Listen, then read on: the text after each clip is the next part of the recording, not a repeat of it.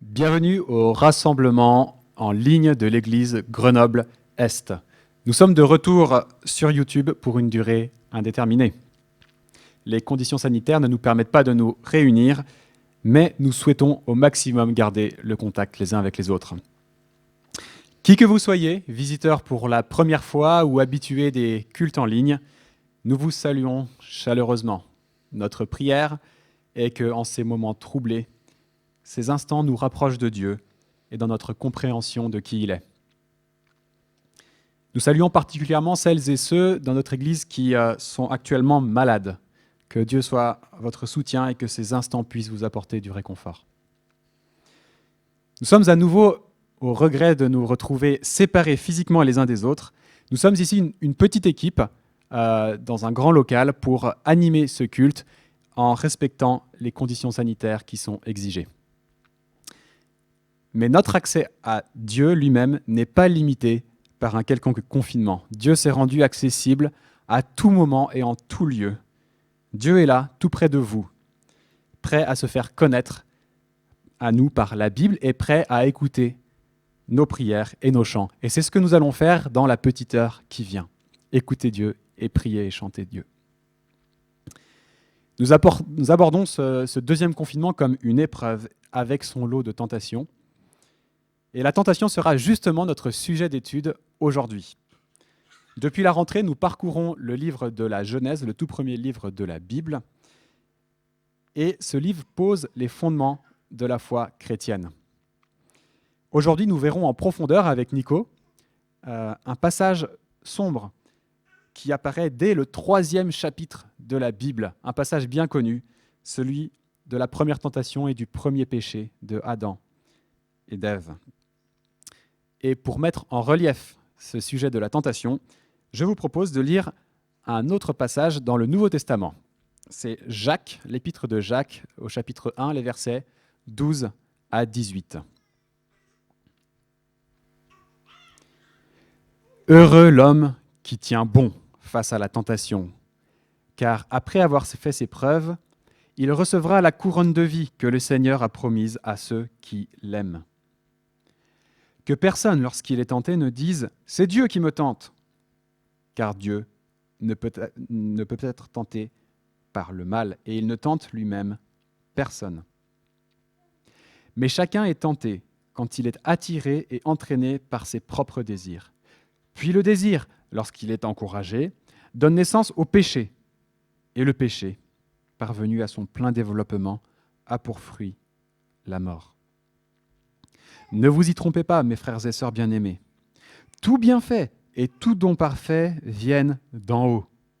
Ils descendent du Père des Lumières, en qui il n'y a ni changement, ni l'ombre d'une variation. Conformément à sa volonté, il nous a donné la vie par la parole de vérité, afin que nous soyons en quelque sorte les premières de ses créatures. Face aux tentations et aux risques d'y succomber, Dieu nous offre une alternative. Nous tourner vers lui, considérer qu'il est le Dieu qui donne de bonnes choses et qui peut nous donner la sagesse pour nous conduire à la vie. Et c'est vers lui que nous voulons tourner nos regards. C'est à lui que nous voulons chanter qui il est et combien il est digne d'être loué. Donc nous allons chanter 2 chants.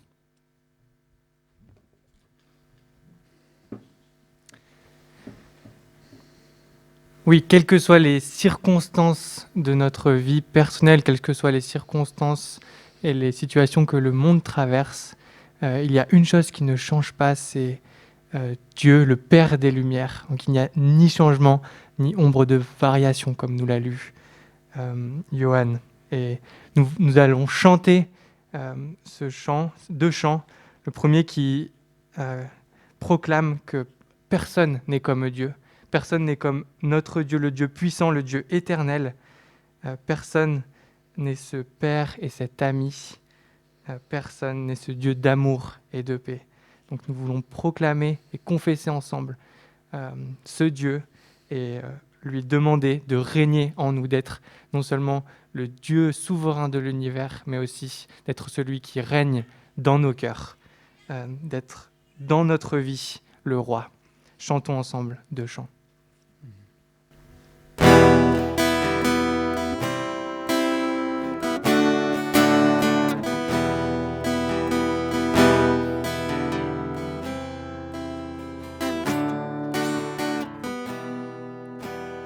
Nul n'est comme toi, Dieu puissant éternel.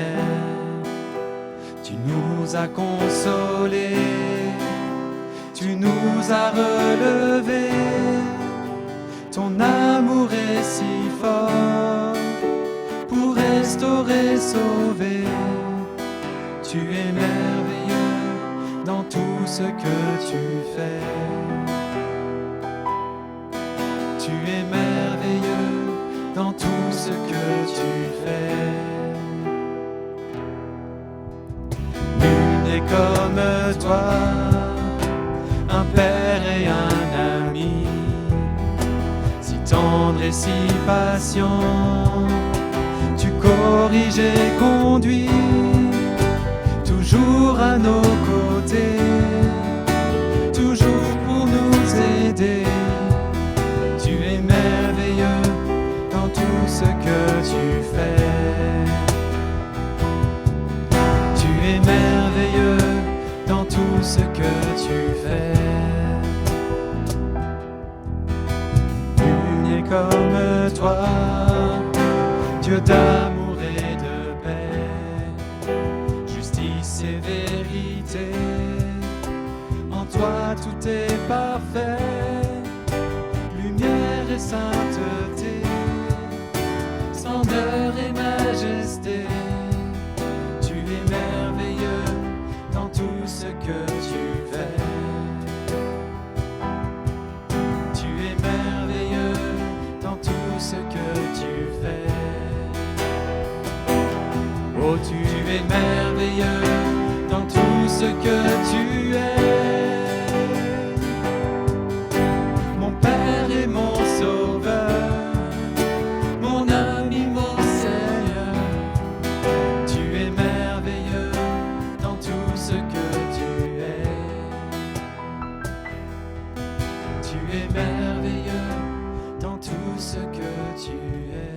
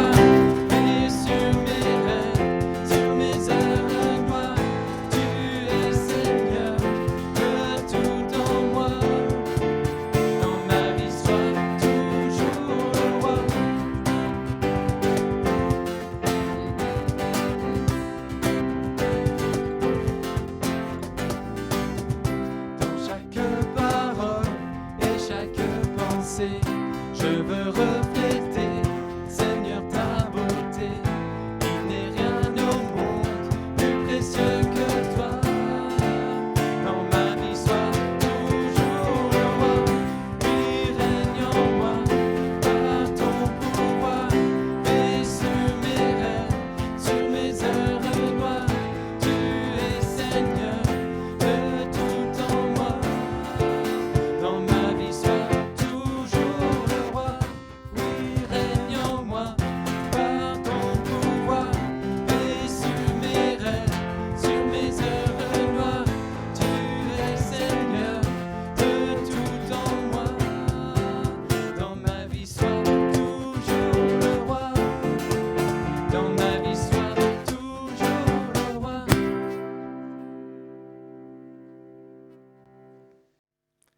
Je vais maintenant laisser Aurélien adresser une prière à Dieu pour nous.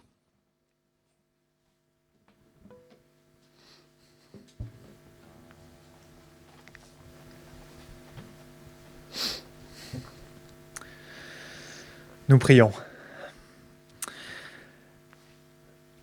Notre Dieu et notre Père, on te remercie pour cette parole de vérité qui nous a rendu la vie, pour que nous soyons en quelque sorte les premières de tes créatures. Nous te remercions pour ta présence dans nos vies. Et en ces temps troublés, nous désirons vivre en tant que tels, en tant qu'enfants de Dieu. Accorde-nous ta paix qui surpasse l'incertitude, l'insécurité et la peur. Sois tout particulièrement présent chez eux et celles qui ressentent une grande anxiété dans ces jours. Accorde-nous le pardon dont nous avons besoin pour toutes les fois où nous avons failli dans notre foi, dans notre amour et dans notre espérance. Et accorde-nous que cette foi, cet amour et cette espérance augmentent et s'affermissent. Je te prie aussi que tu nous accordes ta protection contre le mal, la maladie. Fortifie-nous dans ces épreuves. On veut encore prier pour les malades, te prier pour une restauration complète, pour une guérison. Nous voulons prier pour les soignants dans notre assemblée qui sont particulièrement éprouvés et fatigués par cette période, mais nous prions plus largement pour les soignants dans tous les milieux hospitaliers de notre pays. Nous prions également pour nos autorités, que tu leur accordes la sagesse et de prendre les bonnes décisions. Nous prions également pour ce pays, la France, qui est secouée par cette pandémie, par la nouvelle de ce reconfinement et par ces attaques terroristes qui ont endeuillé beaucoup. Nous prions que là où il y a la peur, tu guérisses, tu amènes du courage, que là où il y a de la tristesse, tu puisses nous enraciner dans une joie plus profonde. Merci pour ce rappel encore, que nous sommes les premières de ces créatures. Aide-nous à vivre en tant que témoins. Amen.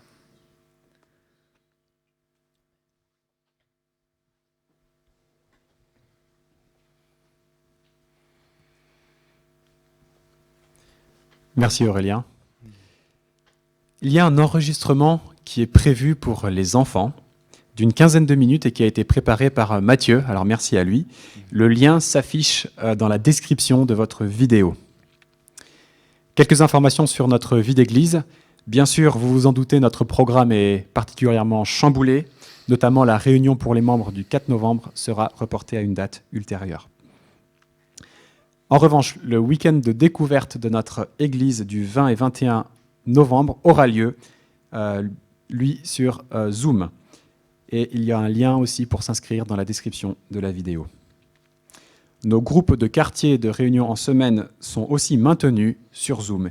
Et c'est un excellent moyen que nous voulons garder pour nous soutenir dans cette période particulièrement difficile. Portons dans la prière nos personnes bien-aimées, comme l'a fait Aurélien, en particulier les personnes fragilisées. Et nous voulons avoir une pensée pour Anne et Antoine. Et prions pour toutes celles et ceux qui sont fragilisés, qui subissent les conséquences du Covid depuis plusieurs semaines. Nous allons bientôt écouter Nicolas, qui est un des responsables de notre Église. Il va nous apporter un enseignement sur Genèse chapitre 3. Et avant cela, nous allons prendre encore un chant pour nous préparer à ce moment. Seigneur, attire mon cœur à toi.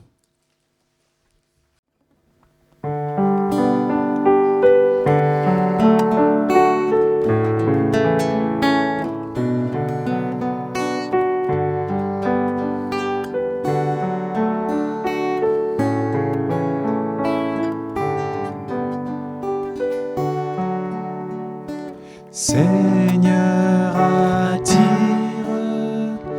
mon cœur à toi.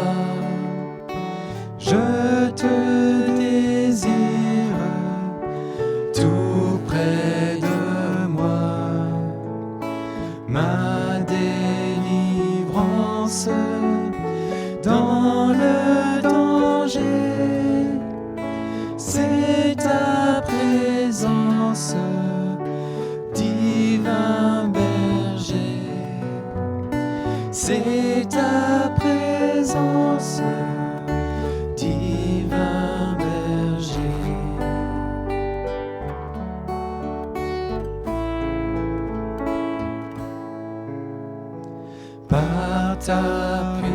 puissance brise, soumet ma résistance à tout jamais. Courbe mon être, ma volonté, sois-en le maître incontesté. Sois-en le maître incontesté.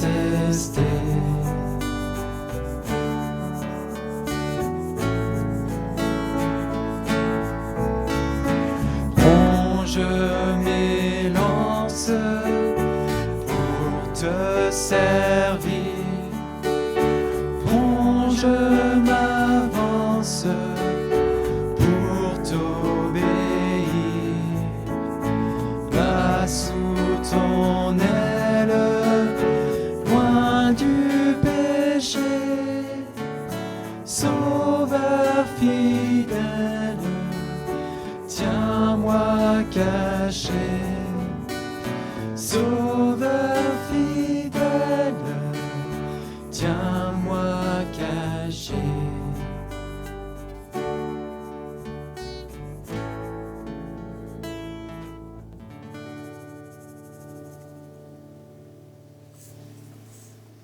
Bonjour à vous tous. Nous voici de nouveau face à un confinement national et je suis particulièrement conscient cette fois-ci du fait que ça va demander un effort de notre part. Et pour moi-même, je suis devant une caméra et je dois vous imaginer tous là en train d'écouter dans vos maisons, vos appartements, les résidences universitaires. Et j'imagine que vous aussi, de votre côté, il y aura un effort à faire parce que vous vous retrouvez devant un écran. On va quand même prendre un temps pour écouter la parole de Dieu, mais je reconnais qu'il y a un effort supplémentaire et j'aimerais vous inviter dès maintenant à vous préparer pour faire cet effort. Certains peut-être vont prendre un petit carnet avec un stylo pour pouvoir noter des choses. Je sais que chez nous, ça nous aide beaucoup à rester concentrés quand c'est pas facile. Et moi, maintenant, je vais prier pour nous tous, que le Seigneur nous aide à faire ce travail pour nous mettre à l'écoute de sa parole dans des circonstances qui sont pas faciles, ni pour vous, ni pour moi. Donc, je vais juste prier.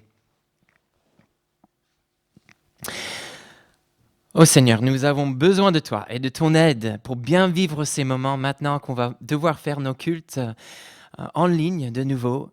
Je sais que tu es avec nous et tu es capable par ton Esprit Saint de nous permettre de vivre ces moments ensemble, même à distance. Et je prie, Seigneur, que grâce à nos imaginations et grâce aussi à l'œuvre de ton Esprit, que nous soyons bien conscients du fait que nous sommes un seul corps, même si aujourd'hui, pour notre culte, nous sommes un peu partout.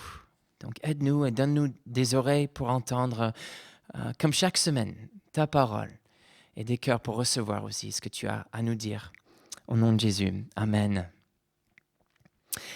Et bien aujourd'hui, nous continuons notre série dans le livre de Genèse, le sens de notre existence, ce que le début de notre histoire nous révèle concernant notre aujourd'hui et notre demain. Et pendant plusieurs semaines, nous allons nous focaliser ensemble sur la notion du sens de notre souffrance, avec l'aide de Genèse chapitre 3. D'où vient la souffrance? Et si Dieu est bon, comment devrait-on comprendre le mal en rapport avec son projet bienveillant pour l'humanité? La semaine dernière, nous avons vu en Genèse chapitre 2 la beauté de ce que Dieu avait prévu pour l'être humain, dans le contexte d'une relation d'attachement où les deux ne font qu'un. Il s'agissait d'un dernier aperçu de la situation paradisiaque au paradis, où Dieu avait préparé un bon cadre, avec un bon commandement et un très bon conjoint pour l'être humain fait à son image. Mais en Genèse chapitre 3, le paradis sera perdu. Le plan bienveillant de Dieu sera mis en péril à cause de ce qu'on va appeler aujourd'hui la pente glissante du péché. Un processus destructeur qui commence avec la remise en question des intentions de Dieu et qui finit par nous éloigner de lui et de son plan bienveillant pour nos vies. Et voilà la racine de toute la souffrance dans le monde, de tout le mal qui existe dans le monde selon les Écritures. Et voilà le point de départ de l'histoire de ce qu'on appelle la rédemption, l'œuvre de Dieu pour le salut de l'être humain par moyen de son Fils Jésus-Christ. Et maintenant, je vous invite à ouvrir vos Bibles avec moi. Genèse chapitre 3, et en fait, je vais commencer la lecture avec chapitre 2, le verset 25. Et je vais lire jusqu'à chapitre 3, verset 7. Pour ceux qui ont une Bible blanche comme la mienne, je suis sur la page 4. Donc, chapitre 2, verset 25. L'homme et sa femme étaient tous les deux nus et ils n'en avaient pas honte. Le serpent était le plus rusé de tous les animaux sauvages que l'Éternel Dieu avait fait. Il dit à la femme, « Dieu a-t-il vraiment dit, vous ne mangerez aucun des fruits des arbres du jardin ?» La femme répondit au serpent, « Nous mangeons du fruit des arbres du jardin. Cependant, en ce qui concerne le fruit de l'arbre qui est au milieu du jardin, Dieu a dit, vous n'en mangerez pas et vous n'y toucherez pas, sinon vous mourrez. » Le serpent dit alors à la femme, vous ne mourrez absolument pas. Mais Dieu sait que le jour où vous en mangerez, vos yeux s'ouvriront et vous serez comme Dieu. Vous connaîtrez le bien et le mal. Verset 6. La femme vit que l'arbre était porteur de fruits bons à manger, agréables à regarder et précieux pour ouvrir l'intelligence. Elle prit de son fruit et en mangea. Elle en donna aussi à son mari qui était avec elle, et il en mangea. Leurs yeux, à tous les deux, s'ouvrirent, et ils prirent conscience qu'ils étaient nus. Ils attachèrent des feuilles de figuier ensemble et s'en firent des ceintures. Et jusqu'ici, notre lecture. Eh bien, ce texte qu'on vient de lire, c'est un des textes justement les plus importants de la Bible. Il s'agit d'un moment qui est unique dans l'histoire de l'humanité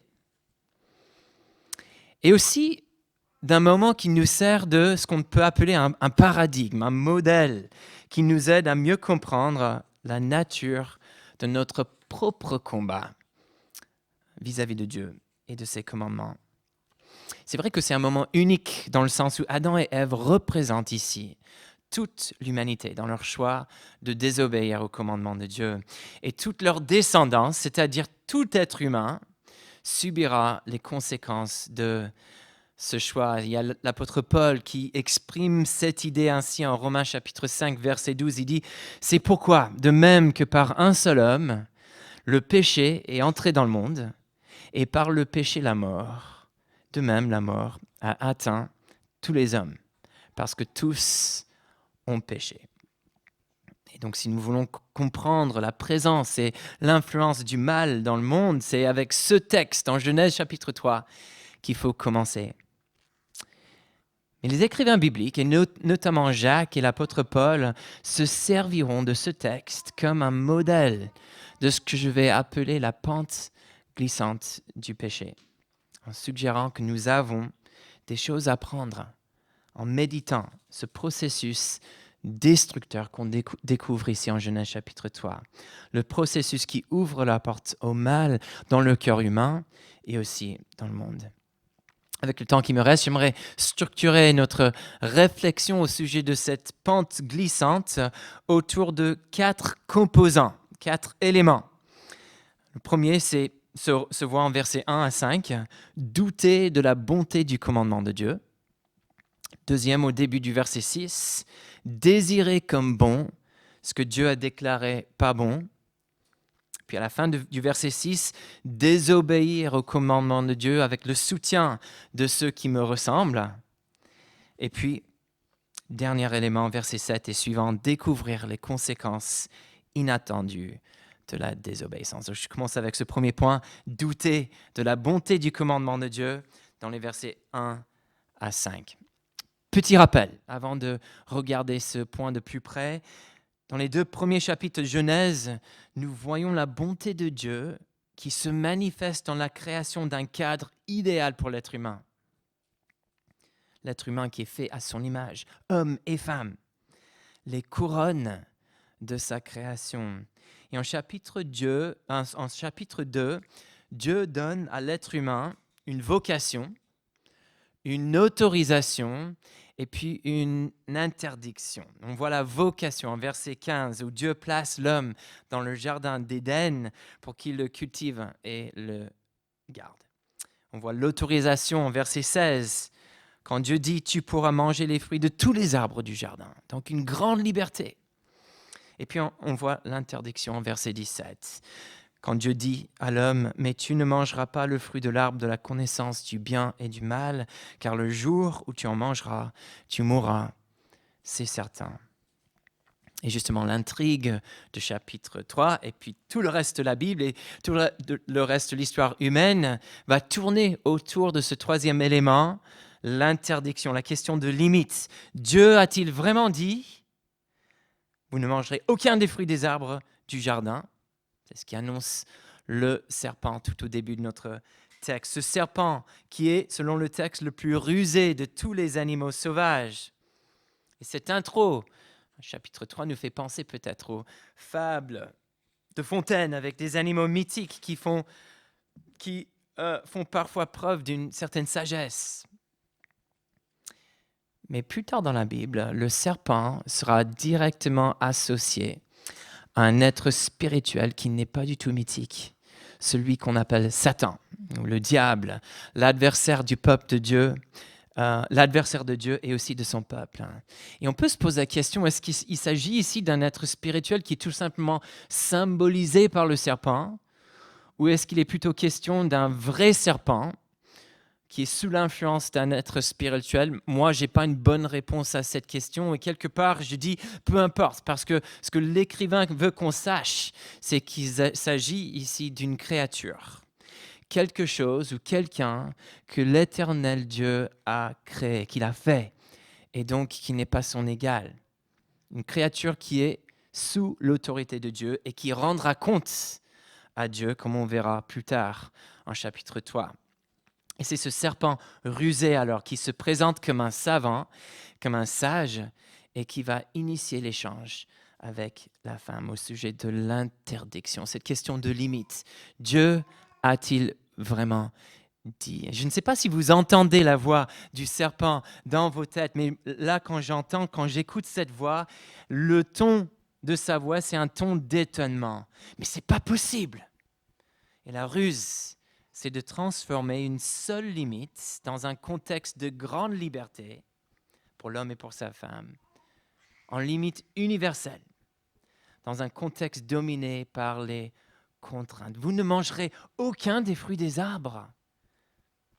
Et ainsi le serpent sème l'idée subtile que Dieu, le Créateur, c'est un Dieu, non pas de bienveillance, qui cherche notre bonheur, mais un Dieu de méfiance et peut-être même de concurrence qui cherche à limiter notre liberté avec ses commandements et ses contraintes. Il veut nous empêcher de vivre comme on veut, de manger comme on veut, de savoir tout ce qu'on veut, de réaliser notre potentiel. C'est intéressant parce que la femme va répondre en verset 2 et toi, avec une précision, elle corrige la pensée du serpent en disant que ce n'est pas une contrainte concernant tous les fruits, de tous les arbres. Il est question plutôt d'une protection pour l'être humain avec un seul arbre.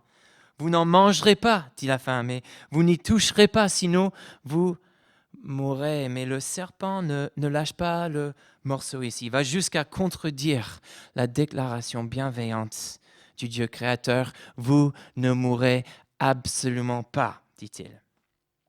Et pour la première fois dans l'histoire du monde, dans l'histoire de l'humanité, on voit deux créatures, le serpent et la femme, qui discutent ensemble d'une question de doctrine et d'interprétation. Qu'est-ce que Dieu a dit et qu'est-ce que cela voulait dire?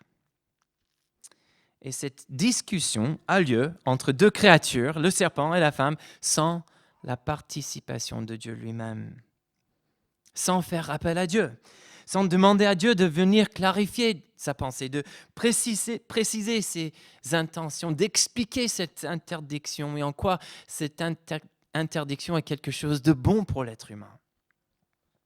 Et ce n'est pas comme si le Seigneur, l'Éternel Dieu, était inaccessible. On voit en verset 8 que l'Éternel Dieu se promène même dans le jardin à la recherche de l'homme et de la femme pour discuter avec eux et passer du temps avec eux. Et donc on peut se poser la question, ok, pourquoi ? Qu'est-ce qui empêche la femme et son mari de poser la question directement au Seigneur face à cet enseignant rusé qui remet en question la parole, l'enseignement de l'Éternel Dieu ? Et je crois qu'on trouve au moins une partie de la réponse à cette question en verset 5, où le serpent dit ceci. « Mais Dieu sait que le jour où vous en mangerez, vos yeux s'ouvriront et vous serez comme Dieu. Vous connaîtrez le bien et le mal. » Et la génie de cette tentation, c'est qu'elle fait appel à quelque chose que l'être humain, qui est fait à l'image de Dieu, désire déjà. C'est peut-être même le plus grand désir de son cœur, être comme Dieu. Ce qui est intéressant, c'est que c'est ça l'objectif ultime du plan bienveillant de Dieu pour l'être humain. Dieu veut que l'homme et que la femme soient comme lui, qu'on lui ressemble, qu'on reflète son image et sa gloire comme des enfants qui ressemblent à leur papa. Voilà ce que Dieu voulait pour l'homme et pour la femme depuis le début. Mais le serpent enseigne ici tout le contraire. Il dit, mais Dieu sait que. Et ce qu'il suggère, c'est que Dieu craint que. Dieu ne veut surtout pas que. Dieu veut à tout prix éviter que le désir le plus profond de ton cœur soit satisfait. Oui, je sais que tu as faim, mais Dieu ne veut pas que tu manges. Je sais que tu as soif, mais Dieu ne veut pas que tu aies à boire. Je sais que tu te sens seul, mais Dieu ne veut pas que tu aies un vis-à-vis. Je sais que tu te sens parfois perdu, mais Dieu ne veut pas que tu trouves ta voie. C'est ça l'enseignement du serpent ici. Et ma question pour toi et pour vous, c'est est-ce que cet enseignement te parle peut-être dans tes circonstances actuelles? Y a-t-il l'un ou l'autre domaine de ta vie où tu es tenté de remettre en question la bonté de Dieu et la nature de ses intentions à ton égard? Peut-être c'est face à une relation qui est difficile, qui ne fonctionne pas comme tu veux. Peut-être c'est face à une expérience de solitude, surtout maintenant qu'on est tous confinés. Je sais qu'on est nombreux à avoir mal vécu la période de confinement en mars, avril, mai. Et tout au début, on se pose des questions par rapport aux intentions de Dieu pour nos vies. Peut-être c'est en rapport avec ton travail, tes études, tes finances, ta santé, tes enfants. Peut-être ce n'est pas que personnel, mais des questions qui se posent en rapport avec la situation globale, avec cette pandémie, le réchauffement climatique, les actes terroristes, l'injustice, la pauvreté. C'est facile d'oublier la bonté et la beauté qui se manifestent de la part de Dieu dans les chapitres 1 et 2 de Genèse et d'oublier le cadre merveilleux que Dieu a préparé pour nous avec une belle vocation, une grande liberté. Et oui, une limite pour nous protéger quand tout va mal.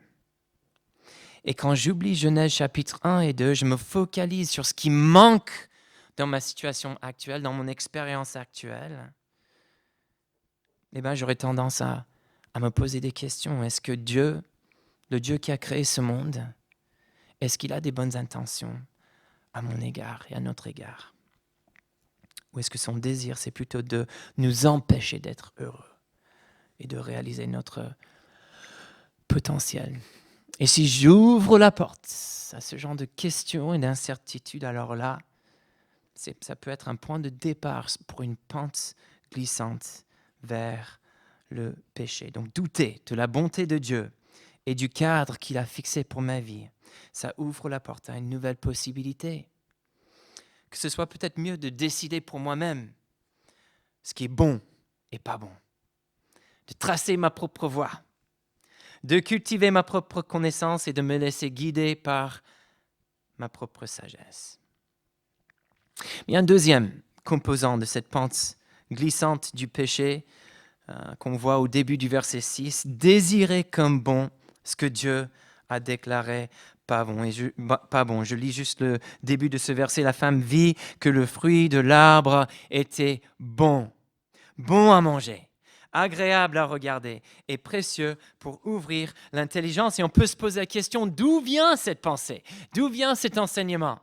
D'où vient cette doctrine qui dit que le fruit de l'arbre défendu est finalement quelque chose de bon et précieux pour ouvrir l'intelligence? Eh bien, la réponse est très claire dans notre texte. Cette pensée vient du serpent.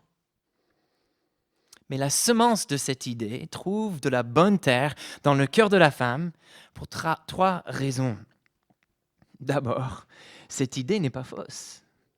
En verset 7 de chapitre 3, les yeux de l'homme et de la femme s'ouvriront effectivement.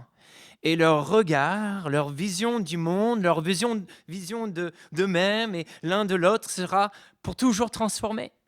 Donc ce que dit le serpent ici est plutôt vrai. Ensuite, il y a une deuxième raison.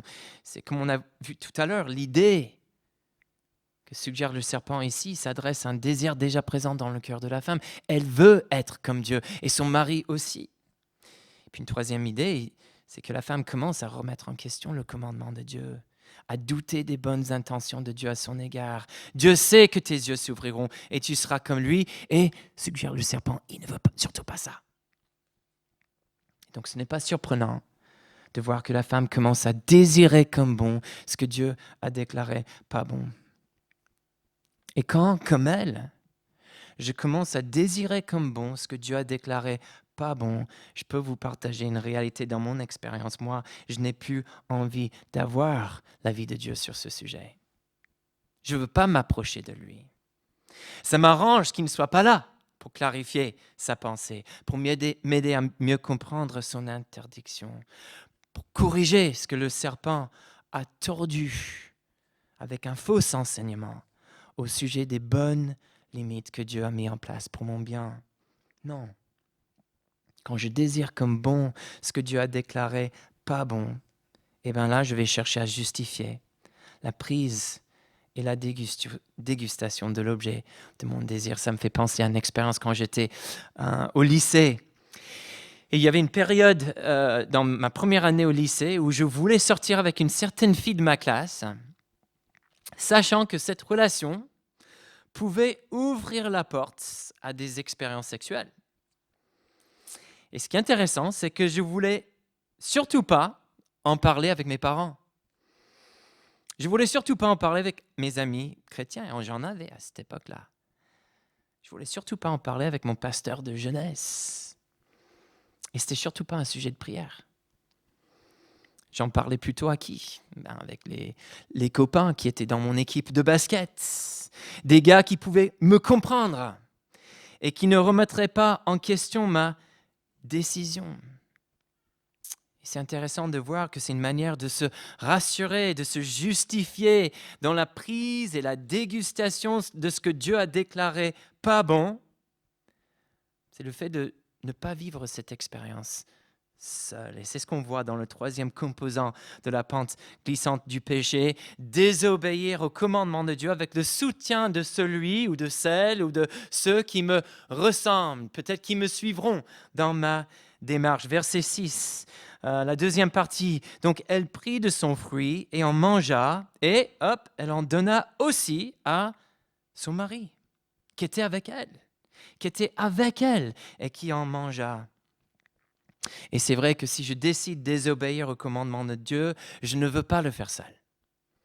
Il y a une solidarité qui me rassure, qui m'encourage et peut-être même qui me justifie dans ma démarche de désobéissance. Et c'est un peu comme si la justice était déterminée de manière démocratique par une majorité de voix. Plus on est nombreux, plus on est sûr d'avoir raison et d'être sur la bonne voie. Et donc, c'est intéressant en situation de désobéissance, quand je désire comme bon ce que Dieu a déclaré pas bon, Et quand je décide de prendre et de déguster l'objet de mon désir, c'est intéressant de voir avec qui je m'entoure, vers qui je me tourne, pour rechercher le soutien, pour vivre la solidarité, pour être rassuré dans ma démarche. C'est aussi intéressant de voir qui j'aurais tendance à éviter dans de telles situations, avec qui je n'ai pas envie de parler, l'avis de qui je ne veux pas entendre. Et c'est quelque chose que j'ai vécu à plusieurs reprises dans mon ministère pastoral, où des personnes qui sont sous ma charge pastorale commencent à m'éviter. Il y a un silence radio pendant un temps et j'ai le sentiment que cette personne n'a pas trop envie de me voir, de me croiser. Pourquoi? Eh bien, c'est pas rare, au bout d'un certain temps, de trouver que justement cette personne s'est mise sur une pente glissante, où elle a décidé de désirer comme bon quelque chose que Dieu a déclaré pas bon. Et donc, elle s'entoure d'autres personnes qui vont réconforter, soulager dans son choix et dans sa démarche. On a vu 3 composants de la pente glissante du péché. Douter de la bonté de Dieu et de ses commandements. Désirer comme bon ce que Dieu a déclaré pas bon. Et puis désobéir aux commandements de Dieu avec le soutien de celui, de celle, de ceux qui me ressemblent. Et puis un dernier composant de la pente glissante du péché. Pour conclure, découvrir les conséquences inattendues de la désobéissance, versets 7 et suivants. Et comme je vais traiter ce point en plus de profondeur la semaine prochaine, juste quelques pensées rapides sur ce dernier point. Verset 7, leurs yeux à tous les deux s'ouvrirent et prirent conscience qu'ils étaient nus. Ils attachèrent des feuilles de figuier et s'en firent des ceintures. Qu'est-ce qui se passe ici? Eh bien, le résultat de ce choix de désobéir au commandement de Dieu ne ressemble pas du tout à ce qui était attendu. En chapitre 2, verset 25, il n'y a pas de honte qui s'associe à la nudité, à la révélation entière de l'homme et de la femme qui s'exposent l'un à l'autre sans limite et sans crainte. Et on peut se poser la question pourquoi? Quelle est la différence entre la nudité du verset 25, chapitre 2, et puis la nudité du verset 7 de chapitre 3? Et ce qui fait la différence, c'est le péché. En chapitre 2, verset 25, il n'y a pas de péché. Et l'homme et la femme reflètent parfaitement la gloire du Dieu créateur à l'intérieur comme à l'extérieur. Ce que le serpent n'a pas dit, c'est que être comme Dieu, sans être avec Dieu, c'est être une lampe qui n'est pas branchée. C'est être un bateau à voile sans aucune trace de vent. Que suis-je sans Dieu? Qui suis-je sans Dieu, sans la bonté de Dieu, sans la beauté de Dieu, sans la sagesse de Dieu et sans la puissance de Dieu? L'homme et la femme ne savaient pas ce qu'ils étaient sans Dieu, car ils n'avaient jamais fait l'expérience. Mais là, en verset 7, ils ont tous les deux un premier aperçu de ce qu'ils sont sans Dieu, de ce que ça veut dire être son propre Dieu. Et leur réaction à cette première expérience, c'est un sentiment de honte. Ils sont tous les deux conscients de leur nudité, de leur vulnérabilité, de tout ce qui manque dans une existence sans l'éternel Dieu. Et pour la première fois dans leur vie, et pour la première fois dans l'histoire de l'humanité, ils ont tous les deux envie de se cacher, de couvrir la réalité de leur nudité. Et bien, la semaine prochaine, nous allons explorer en plus de profondeur cette réaction, ce désir de se cacher, et les différentes stratégies qu'utilisent l'homme et la femme pour couvrir leur nudité extérieure et intérieure. Mais pour conclure aujourd'hui, je nous invite à méditer les 4 composants de cette pente glissante du péché. Oui, ce que vivent Adam et Ève ici, c'est quelque chose de bien unique dans l'histoire du monde. Et notre situation n'est pas comparable. Notre expérience avec le péché n'est pas comparable à leur expérience en étant sans péché. Et puis en tombant dans ce piège du diable pour devenir des pécheurs. Mais quand même, ce que nous découvrons dans l'enseignement biblique, c'est ce qu'ils vivent ici, alors que très différent de notre expérience, ça nous sert quand même de paradigme et de modèle pour mieux comprendre notre propre combat.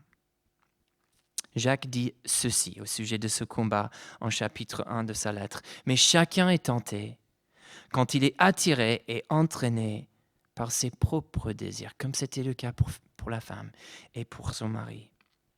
Puis le désir, lorsqu'il est encouragé, donne naissance au péché. Et le péché, parvenu à son plein développement, a pour fruit la mort. » Et je te pose la question, et je me pose la question aussi, est-ce que nous sommes conscients de nous trouver aujourd'hui sur une pente glissante du péché dans un domaine de notre vie, de douter de la bonté de Dieu et de ses commandements, de désirer comme bon ce que Dieu a déclaré pas bon, et de désobéir aux commandements de Dieu, peut-être avec le soutien d'un ou plusieurs membres de l'entourage, et puis de vivre les conséquences inattendues de cette désobéissance. Que faire si tu te trouves sur une pente glissante de péché aujourd'hui? Eh bien, une réponse à la question, c'est ne surtout pas suivre l'exemple d'Adam et Ève. Et nous verrons en plus de profondeur leur réaction la semaine prochaine. Écoutez plutôt la suite de ce texte en Jacques chapitre 1 concernant la tentation, qui nous donne quand même une espérance face à nos propres expériences avec le péché. Ne vous y trompez pas, mes frères et sœurs bien-aimés. Tout bienfait et tout don parfait viennent d'en haut. Ils descendent du Père des Lumières, en qui il n'y a ni changement, ni l'ombre d'une variation. Conformément à sa volonté, il nous a donné la vie par la parole de vérité, afin que nous soyons en quelque sorte les premières de ces créatures. C'est avec ces versets en tête que je vais juste conclure dans la prière.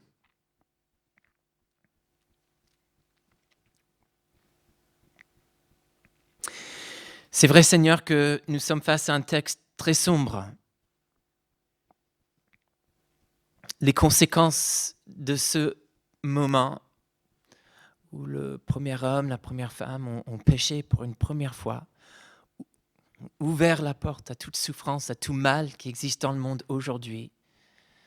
Ces conséquences, nous vivons, nous subissons aujourd'hui ces conséquences du mal et nous participons nous-mêmes aussi. Nous contribuons nos propres péchés à tout ce qui ne va pas dans notre monde. Et c'est difficile de faire face à ces réalités, Seigneur. C'est décourageant. Et dans ces premiers quelques versets de chapitre 3, nous ne voyons pas beaucoup d'espérance, en fait, pas beaucoup qui peut nous encourager. Mais je te remercie parce que l'histoire ne s'arrête pas là. Et merci Seigneur pour la suite, pour cette histoire de rédemption où en Jésus-Christ tu fais tout le nécessaire pour nous délivrer des conséquences de notre péché, pour nous réconcilier avec toi et pour nous couronner de nouveau d'une couronne de gloire, une couronne de vie, pour qu'encore une fois, l'homme et la femme, nous puissions te ressembler, refléter ta gloire dans le monde.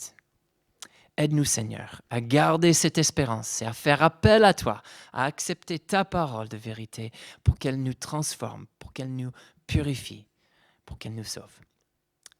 Je prie tout cela au nom de Jésus. Amen. Merci Nicolas pour cette explication du texte du début de Genèse 3. Suite à ta prédication et face aux circonstances que nous pouvons traverser, qu'elles soient personnelles ou que nous voyons dans le monde, nous pouvons avoir hâte que Jésus revienne afin qu'il mette fin à ses souffrances, à nos souffrances. Et alors je vous invite à chanter ce chant, peut-être vous ne le connaissez pas, alors écoutez-le. Ô vient Jésus, en ces jours empreints de souffrance, nous prions jusqu'à quand, Seigneur. Et nous attendons ce jour, alors nous voulons chanter à Jésus de venir le plus vite possible. Et nous attendons que la trompette sonne enfin. Cette expression, que la trompette sonne enfin, est simplement une expression qui fait référence dans la Bible à ce jour du retour de Christ. Alors chantons ensemble ce chant « Ô viens Jésus ».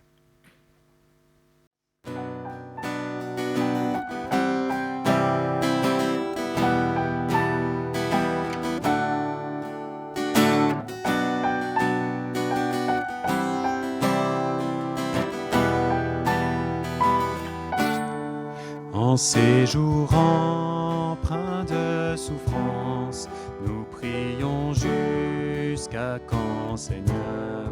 Corps affligé, cœur accablé, nos vies d'éphémères vapeurs. À ton retour, tu changeras nos gémissements en cris de joie. La mort enfin disparaîtra, la nuit fuira. Oh viens Jésus, ô Seigneur, hâte ton retour. Nous attendons, nous guettons l'aube de ce jour.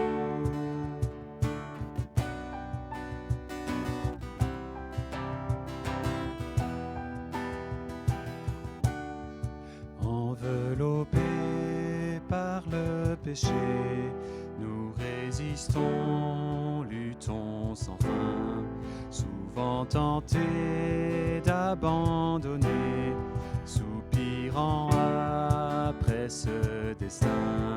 Là où demeure tes rachetés, il n'entrera point de péché. Christ notre époux, glorifié par sa mariée. Oh viens Jésus, ô Seigneur, hâte ton retour. Nous attendons, nous guettons l'aube de ce jour. Oh viens Jésus, ô saints jours rassemblés les tiens. Nous attendons que la trompette sonne enfin.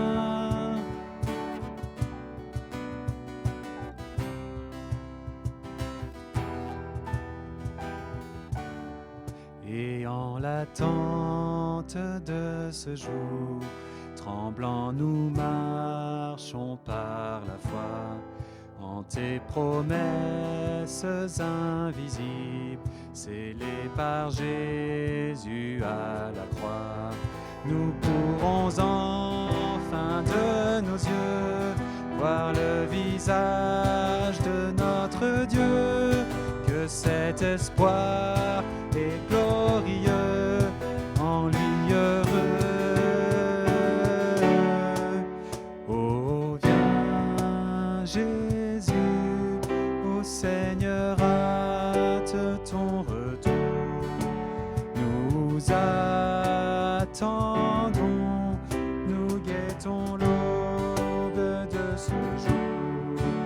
Oh viens Jésus, descends pour rassembler les tiens. Nous attendons que la trompette sonne enfin. Toute langue confessera, tout genou pliera, tout ton peuple le chantera, Jésus notre roi. Oh viens Jésus, descends pour rassembler les tiens. Nous attendons que la trompette sonne enfin. Nous attendons que la trompette sonne enfin. Ce rassemblement touche à sa fin. Merci à chacun d'y avoir participé. Nous nous retrouvons dimanche prochain en ligne pour notre culte. D'ici là, nous vous souhaitons une bonne semaine et prions que Dieu vous accompagne et vous fortifie dans son amour. À bientôt.